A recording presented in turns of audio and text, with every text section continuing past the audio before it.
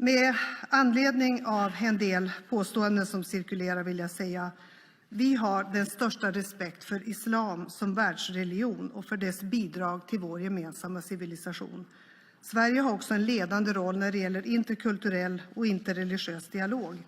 Sverige värdesätter våra goda relationer med den muslimska världen. Många svenskar är muslimer och det ger förstås värdefulla bidrag till vårt samhälle. Och vår politik i den här frågan har, upplever jag, som Allan Widman har sagt, också starkt stöd hos det svenska folket och också här i riksdagen. Ingenting som jag har sagt här i riksdagen eller någon annanstans får eller kan tolkas som en kritik av islam.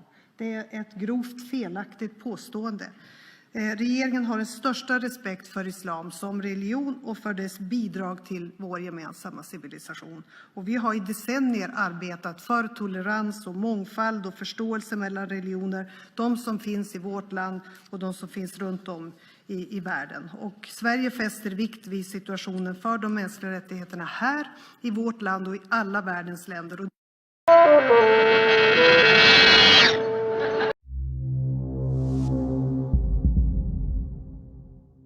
Hello, I'd like to talk to you about the effects of Islam upon Christianity.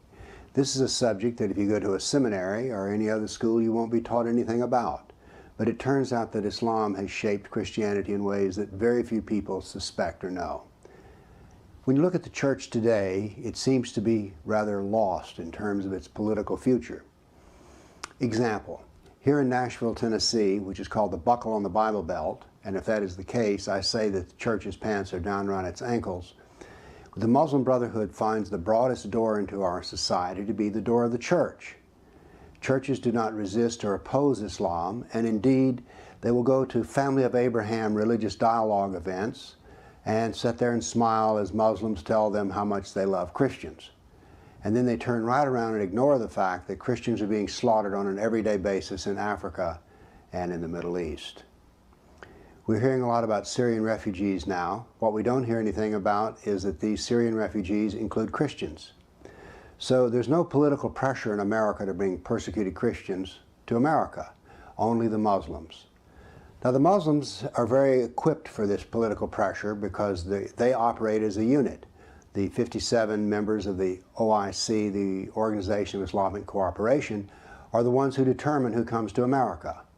Now, so the Muslims pick and choose who comes to America, and the churches sit around and smile. Why is this? Well, it turns out there's some reasons, some very ancient reasons that go back to the very beginning of Islam. And that's what this talk is about, to explain to you how history has shaped the church today to the point where it has become timid and afraid. How do you explain this map? How did Islam begin to dominate? We have to understand that North Africa used to be Christian, Iraq used to be Christian, Persia was half Christian, Egypt. So all of these countries used to be Christian and more, and yet they're not today. How did this happen? Precisely what had to happen for this to take place.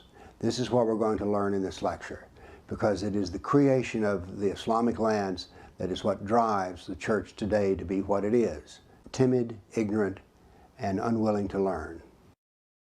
Now you've heard it said that the Roman Empire collapsed because of the German tribes that invaded, and then somehow the classical civilization just began to disappear. But we can see here at this time, the Rome has collapsed, but that the Byzantine Empire, which is centered in Constantinople and today what we call Turkey, was pulling together a political empire again. This is a map that shows the conquest of Islam 25 years after the death of Muhammad. In the next slide, slide 5, we can once again see the heavy inroads that Islam is making into what was formerly a Christian world. Here we see in this slide how much happened in 100 years. This is an amazing conquest. Let's examine it in a little more detail. This whole talk is based upon recent archaeological work, and in particular a book about the rise of the European economy, in which archaeology is used to bring together history. This is archaeology of beneath the waters of the Mediterranean, archaeology on the land surrounding the Mediterranean, but then also another peculiar kind of archaeology, which is the translation of old documents, so they've been put in a database format. It was this that intrigued me when I read this book, and so I put together, not from the appendix, it had a lot of battles which I'd never heard of, so this was the first part of my battle list. I then went to the web and completed the search and found 548 battles that Islam had fought against the Christian world and the Buddhist world and the Hindu world in the over 1,200 years. Now we're faced with a problem on how do we portray the information of 548 battles. And so I created a concept which I call a dynamic battle map, which allows us to see the spread of Islam as a measure of time. So here we go. The red dots are past battles. The white dots are battles that are being fought in the current period. Now we're going to compress 1,200 years of loss and grief into 2 minutes here. Notice how the spread heads out immediately across the waters of the Mediterranean. Usually when we think of jihad in the classical days, we think of desert fighting. But here we can see that Islam has mastered the art of naval warfare and is using the Mediterranean to apply force throughout all of Europe. There's going to be some 200 battles fought in Spain alone.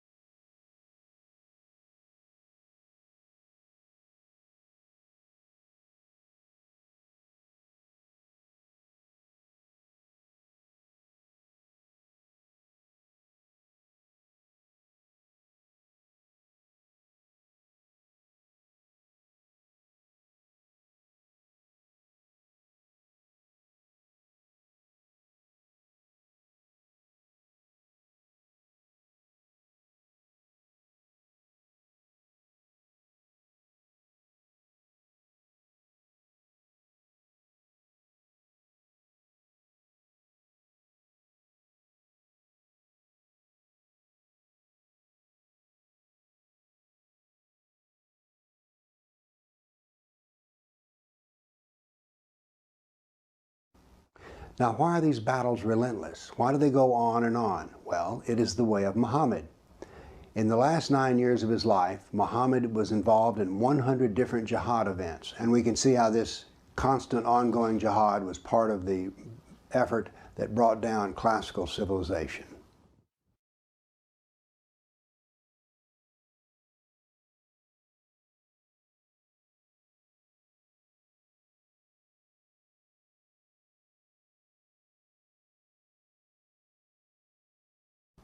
And here we are in the final slide in which we can see the destruction of all classical civilization, Persian, Greek, and Roman.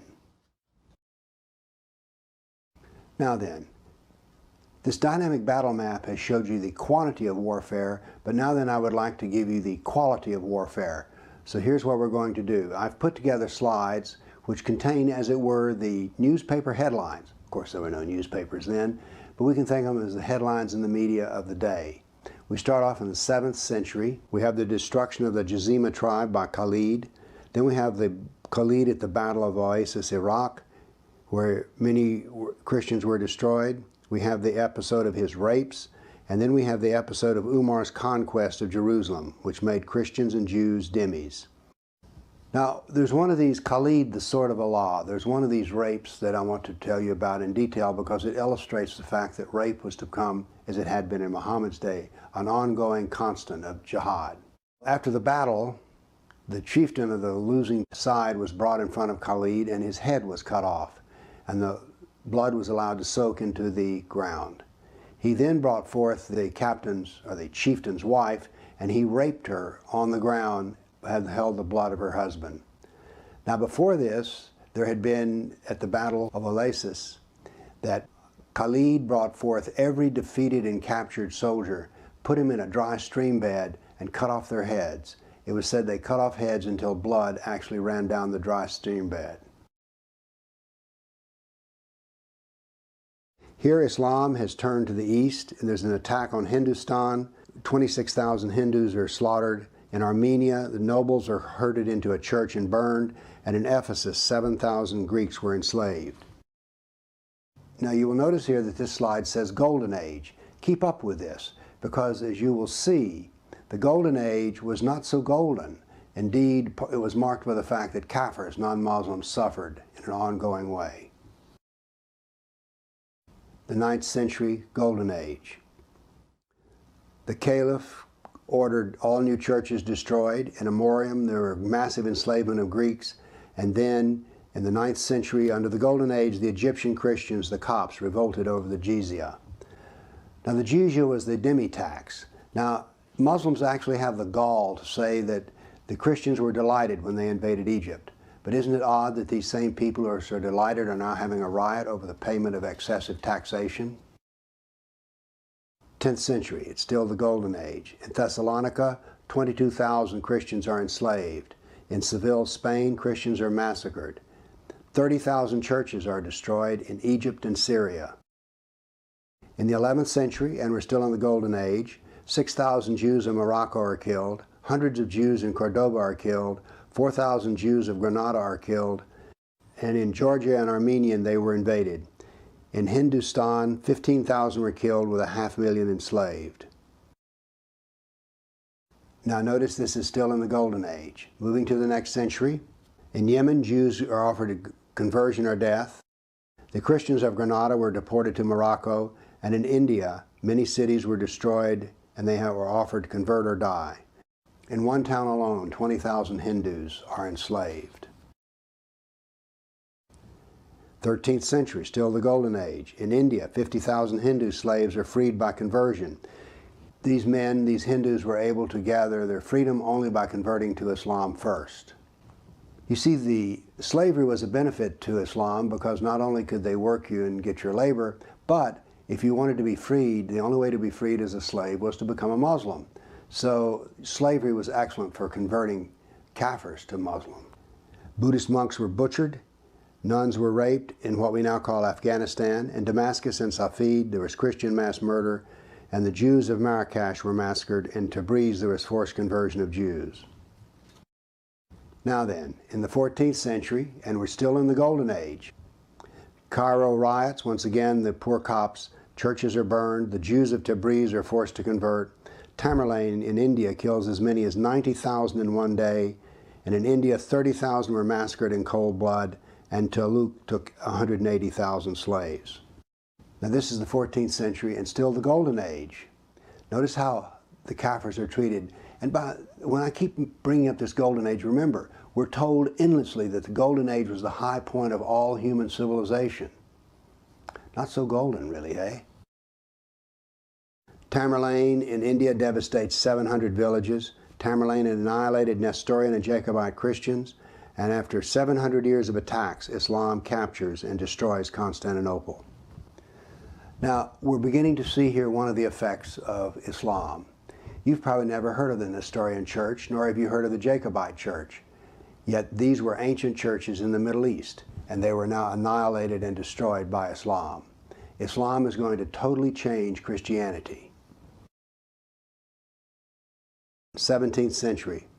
The Jews of Yemen and Persia are forced to convert. Forced conversions of Greek Christians to Islam, and in Persia the Zoroastrian persecution is increased, and in India 600,000 Hindus are killed by Aurangzeb.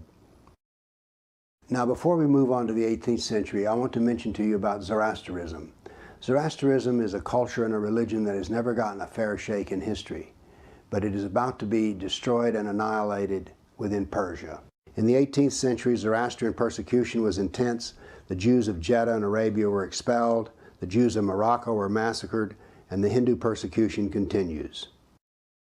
Forced conversion of Jews in Iran, this is in the 19th century. Jews of Baghdad are massacred. Nearly 250,000 Armenian Christians are slaughtered in Turkey. This is in the 19th century. And now then the Zoroastrians are completely annihilated. And now we come to the 20th century, the century in which I was born, in which there are 1 million Armenians who are going to be killed. How many Christians know about this? How many Christians know about the details of exactly how this happened? It was torturous death. Christians murdered simply because they were Christian. So those are the deaths in the centuries, including that of the Golden Age. Now then, Let's take a look at the classical Mediterranean civilization. One of the things we have to do here is to point out that the Mediterranean was the center of civilization in the classical period. We think of continents and political domination, and that's how we name things. But in these days, the Mediterranean was the glue that bonded everything together. Egypt, for instance, was not so much an African nation as it was a Mediterranean nation. And in the same, the North Africa was part of the Mediterranean civilization as well. There were reasons for this. It took 10 days to sail from Carthage, North Africa, to Italy. By land, it took 140 days. Shipping a ton of grain from Egypt to Rome cost the same amount as shipping it 75 miles by ox cart. Said another way, transportation on the Mediterranean was cheap and simple compared to that of hauling it over land. Under the Roman rule, the sea was free of danger to trade. And as an indication of how valuable Mediterranean trade was, there were as many as 500 boats in the harbor in Constantinople at one time. Before Islam, when Rome wanted to communicate with France, it did so with a letter on a ship. However, after the Mediterranean became a dangerous place to be on a ship if you were a kafir, they instead sent it over the Alps. A plague that started in Iraq took 4 years to get to Constantinople, but before Islam it only took 4 months. Now this, of course, is a repetitive sort of plague. Ibn Khaldun, the Christians could not float a plank on the inland sea, that is the Mediterranean. Europe was impoverished economically and culturally isolated. Islam preyed upon all the Christian ships that were in the Mediterranean. This was not unusual. This is an economic form of warfare, and Muhammad always involved economic targets if he possibly could. Now the actual statistics is that 90% of the Christian trade collapsed. I want you to imagine the city you're living in and that the trucks and trains and planes that come in are reduced by 90% so that you have only 10% of the traffic. What would happen to the economy in your area? Well, of course, it would collapse. We've all heard of the Dark Ages, and they're sort of mysterious as to why they existed. It's just sort of like Europeans suddenly lost the ability to read and write. But what we have is there are 3 Dark Ages. There's a Dark Age in Europe, a Dark Age in Byzantine or Asia Minor, or what we call Turkey today, and then another Dark Age in North Africa. So there are 3 Dark Ages, which is a clue because there's a common cause. Here we see a picture of an architectural ruin in North Africa. In Rome, the Roman buildings were slowly harvested of their marble. That is, people lived there and they used the ancient Roman structures for a source of new marble. But the invasion of North Africa was so rapid and so severe that the people were slaughtered to the degree where there was no one around to take and use the ancient buildings, and so therefore they were preserved. This process of invasion of North Africa created the desert that we now know in North Africa. Before Islam, there was farming done by the Christians in North Africa. But when Islam invaded, they were not farmers, they raised sheep and goats. They grazed on the Christian fields because they could, and this destroyed the grass and crops, because goats in particular will do this. But it's more than that. Since the invading Muslims were not big on farming, they really didn't help to maintain the irrigation system. This process of desertification was so intense that there's a layer of silt in the harbors in North Africa. This layer of silt comes from the erosion produced by the devastation of Islam invading North Africa. Since 90% of the economy was destroyed, what economy was left? Well, it was the economy of furs, lumber, swords, and slaves. This is pretty bare bones living, and this is not something that people want to brag about. That is, Christians are not wanting to brag about the fact that their ancestors were forced to crude trade, and including that of human life. But this was the necessity of the Dark Ages produced by Islamic invasion. The establishment says that the loss of civilization in Europe had nothing to do with Islam at all. It was those Romans who were invaded by the German tribes. But you know, the German tribes wanted to become Roman. They weren't there to destroy Rome. The establishment also tells us that Islam was a force for good because of its golden age and how it preserved Greek and Roman learning. Question, why do they need to preserve it? Oh, that's right. They destroyed so much in Europe that they were not even capable of preserving their own writings. So that which is viewed as a plus of Islam, actually what we're looking at is a destructive force. The data shows us that the collapse of European civilization and the production of the Dark Ages was caused by Islam. This is a radical new way of thinking. Classical civilization of the Greeks and Romans was annihilated by jihad and replaced by Islamic civilization. Christianity was forever changed. I now want to talk to you about another misunderstood aspect of European history, and that is the Crusades. In America, the Crusades tend to be presented as rich French and European knights who decided to invade the Middle East for the purpose of power and money. But that is not the case at all. Islam had destroyed 30,000 churches under one caliph. Christians and Jews under Islamic rule were dhimmis, that is, they were semi-slaves. We'll talk about that more later. And many, many instances of brutality against Christians, including rape. Christians were leaving the Middle East, and the Byzantine emperor pled for help to the Pope. Now this is the world that the Pope and Europeans looked out to see. All the invasion, which is now Islam is the green area, and all the battles that have been fought up to now. So it was possible, if you were sitting in Rome, to imagine that all of Christianity would disappear, and so therefore the Crusades were called. Now then, I want to make a direct comparison between the battles of the Crusades in this next slideshow, and this is done in the same time frame. Every tick of the clock is a 20-year period.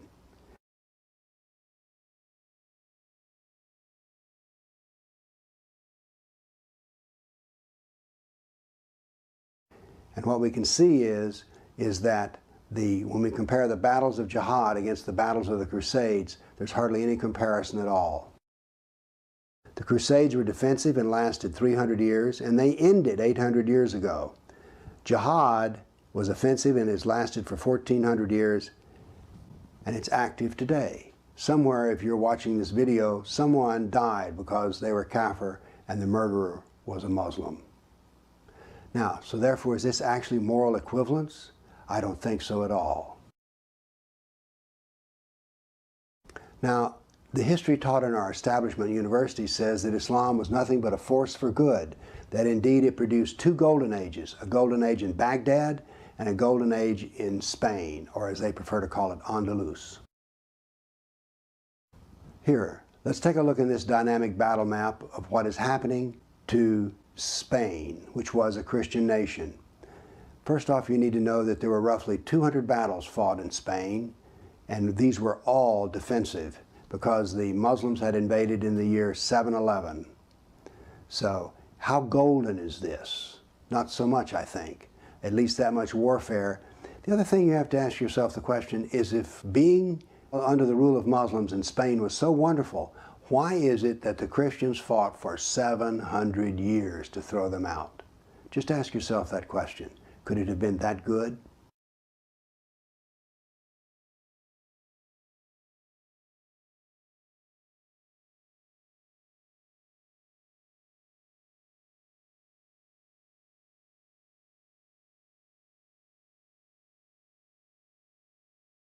So is this a multicultural golden age or a reign of terror? There was no Islamic golden age in Spain, at least not the way we're told about. Every Christian and every Jew was a dhimmi, that is a semi-slave. There was actual slavery, constant war. Now the elites had it good. We know this from any invading army, that there will be those in the country that's invaded who are willing to serve the conquerors, and they can live well for it. So there were flecks of gold in Spain. I'm not trying to say it was all negative, but there was so much negativity and pain and suffering that it's really hard to call it a golden age. It was golden only for a very few. Now then, let's deal with the golden age in Baghdad, and let's use the same thing. We're going to use the dynamic battle map here, which you're watching now, to see all of the attacks that went on during the age of the golden age of Baghdad. Why are we told this? Why is this much ongoing suffering, war, and jihad told to us as though it's a wonderful thing?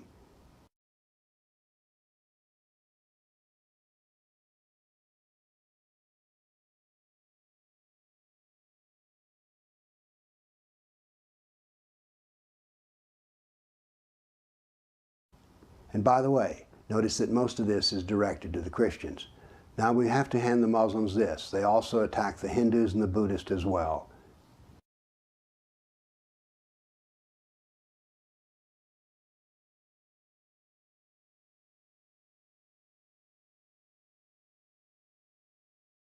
The Golden Age of Baghdad. Christians and Jews were semi-slaves. Christian women were used as sex slaves. As a scientist, I'm telling you this was a disaster. Islamic philosophy denied the existence of physical laws and cause and effect. Islam destroyed about 90% of all classical work. You know how we're told how wonderful it was that it preserved? It only preserved about 10%. The other 90% was destroyed. And all of that translation work that we hear about, that was all done by Christians and Jews. And here we see the Islamic world today and how it came about. The dynamic battle map only went to the year 1922, but jihad did not stop in 1922. This information is a database found on the religionofpeace.com, and I've taken and done quite a bit of work with it to bring out how many thousand is this? 19,000 jihad attacks since 9/11/2001. You can see they're scattered all over the world, but you can see where they're centered. The closer you are to the Middle East, the more you are to have to suffer. Here we have a plot of jihad attacks versus time, and we notice it ebbs and flows. But there's something of interest here. Notice that there's about twice as many jihad attacks against other Muslims as there are against Christians, Buddhists, Jews, and atheists. Now why is this? Well, you see there's two kinds of jihad. There's jihad against the kafir, and then there's jihad of purification. When the first caliph came about, Abu Bakr, the first thing he did was to declare war against the apostates, the people who wanted to leave Islam. Or they were hypocrites. They were not strong Muslims. So therefore, there's a kind of jihad which I call the jihad of purification, and that's what we're seeing here. So for every kafir that dies, 2 Muslims have died ever since 9/11. We can see that jihad is relentless. It's against kafirs and impure Muslims, and jihad will adapt, but it will always be there. So I took the top 4 countries and plotted them up here. They're Israel, India, Thailand, and the Philippines. But although these were the top 4 countries, we need to go to the next slide to see the jihad attacks per 100 people. This means that we can compare India to Israel. But notice here what we find. We find that we have Jews, Buddhists, Christians, and Hindus who are all being attacked. Therefore, the jihad is not just against the Christians, but against all religions. Now, by the way, there's bad news for people who are secularist or atheist and think, well, we're not involved in all this business of jihad. Well, it turns out the doctrine of jihad is harder on the atheists than it is on Christians or Jews. So much for that. The religion of peace, which by the way seems to be a term coined by George Bush. All of this data, 548 battles, 19,000 jihad attacks, all follows the doctrine of jihad. I've counted in the 1400 years of Islam that there are 12 decades in 1400 years that are jihad-free. Said another way, we could say that Islam is 91% violence and 9% peace. So if you say Islam is a religion of peace, as George Bush did, you get a score of 9. Now, if you're in my class, and I was a college professor, if you make 9 on a quiz that's 100 points, you fail. So George Bush, you fail. Islam is not the religion of peace. Well, or at least it's 91% wrong. Constant violence is normal. Why is this? We see that all of Islam is founded on Quran, Sirah, Hadith. Now, the Quran everyone has heard about, even if they haven't read it. The Sirah is the biography of Muhammad, and the Hadith are his traditions. Muhammad is important because 91 verses in the Quran say that every Muslim is to imitate Muhammad in every detail. So therefore, the biography and words of Muhammad are all sacred text. What we can see here is that Islam is this much Allah, 14%, and this much Muhammad, 86%. So This is the doctrine of Islam, these 3 books. We see here the amount of text devoted to the kafir. Basically 51% of the doctrine of Islam is concerned with the kafir. What this means is Islam is primarily a political ideology, not a religion. Here's how much is devoted to the concept of jihad. And we can see that all 3 texts, Quran, Sirah, and Hadith, all address jihad, and by quite a bit. 31% of the total doctrine is jihad. Now, how important was jihad in Muhammad's day? Well, here we have a growth curve of Muhammad's success, and he preached the religion for 13 years in Mecca and persuaded 150 Muslims to become Arab. He went to Medina, where he averaged an event of jihad once a month for the last 9 years of his life, and this was very successful. When he died, every Arab on the Arabian Peninsula was a Muslim. So what we see here was religion of Islam was not successful, but jihad was overwhelmingly successful.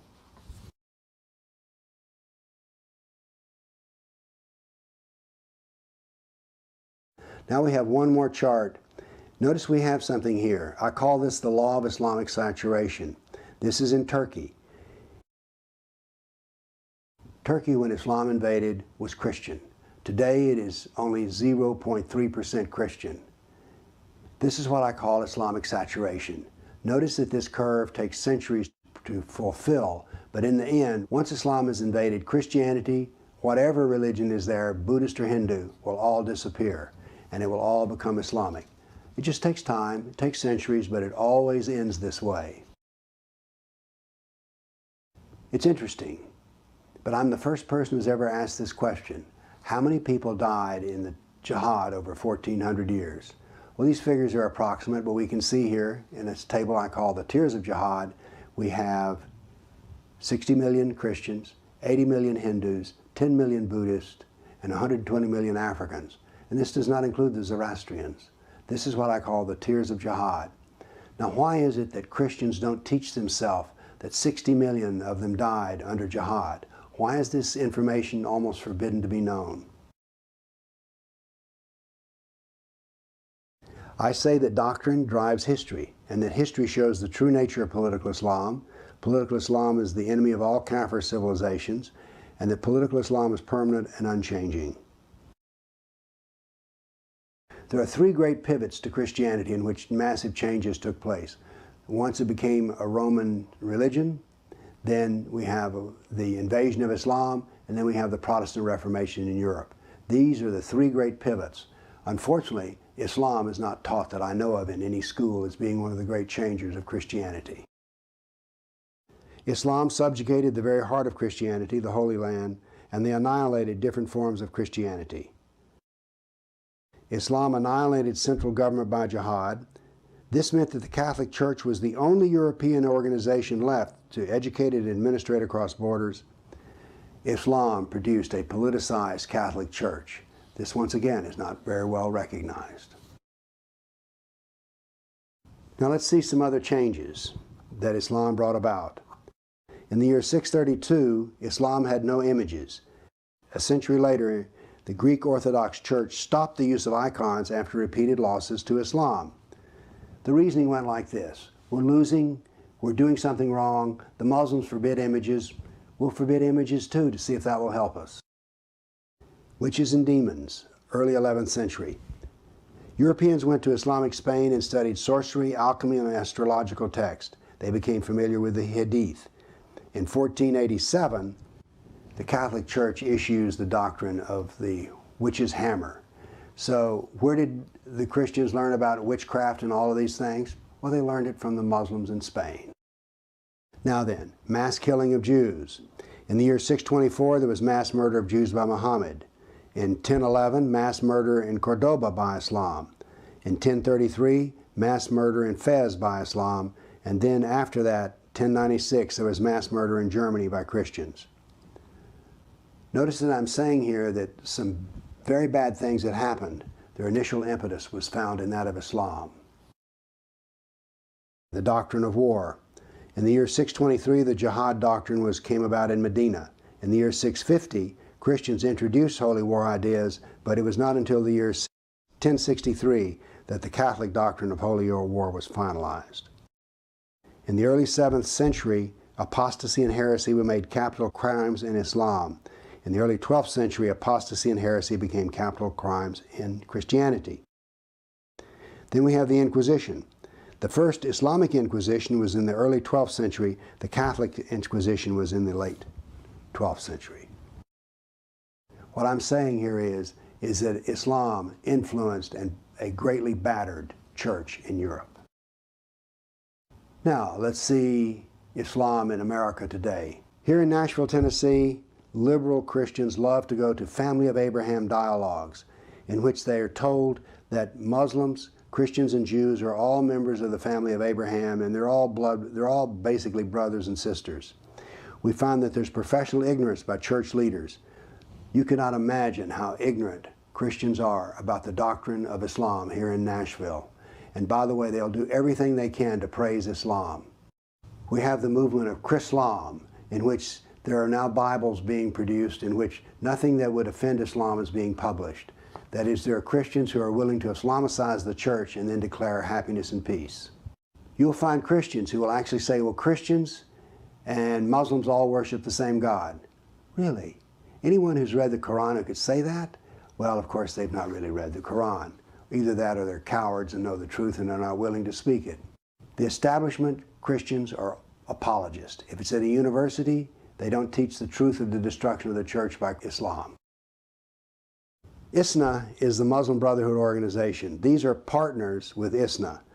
You can read them here. Evangelical Lutheran Church, Presbyterian Church USA, Union for Reform Judaism, U.S. Conference of Catholic Bishops, United Methodist Church, and Unitarian Universalist Association. This comes from ISNA's website. What about our own intellectual history? Slide 76. For 1400 years we never used Muslim or Islam. They're called Arabs, Turks, Moors, Al-Qaeda, Asian, or Saracen, but never Muslim. The other thing that's odd about our intellectual history is there's no common knowledge. The knowledge of Islam has always been by specialists. I mean, who do you know that's an expert on Islam?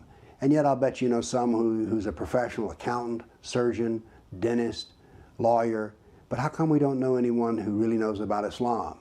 Have you noticed how little there is to be known amongst people? For 1400 years we've refused to study Islam. Why don't our schools teach Muhammad and the history of jihad? How come Islam is always portrayed as the wonderful golden age of Islam, which preserved all learning and was the high point of civilization? Why is this? Why have we remained ignorant, and why are we still suffering? Now, the modern denial is, well, PC sensitivity, and people are afraid of being called a bigot, and then there are those who are just afraid of being harmed. Well, let's say we accept those as true. What about the previous 1300 years? There was no political correctness then. But we are no more critical of Islam today than we were yesterday. So why is this? My wife and I used to talk about this, and one night I said, you know, the church has become like an abused wife. And my wife went in and did some research and came up with the YWCA Handbook of Rape and Sexual Abuse. It's a counseling handbook. And we went through all the points, and notice how well these display the mind of the Christian today. The traumatized mind. Kafirs accept violence and threats from Islam without protest. We deny the suffering caused by political Islam and accept political Sharia. Violent molestation causes denial. The victim denies the attacks. The media reports very little about jihad and never connects the dots, and the churches deny the suffering of Christians. To me, this is one of the most tragic. Fear is the tool that the abuser uses to control the victims. Today, we're always afraid about what Islam will do, and this particular slide was put together when there was an amateur video made, and it created a riot in North Africa. Guilt. The victim finds a way to blame himself or herself. This manifests in the form of, well, we just haven't treated the Muslims well enough. If we'll treat them well, they'll be kind and generous to us. Branded. The victim does not want others to find out. What church today brags about the fact that Christian women have been made sex slaves?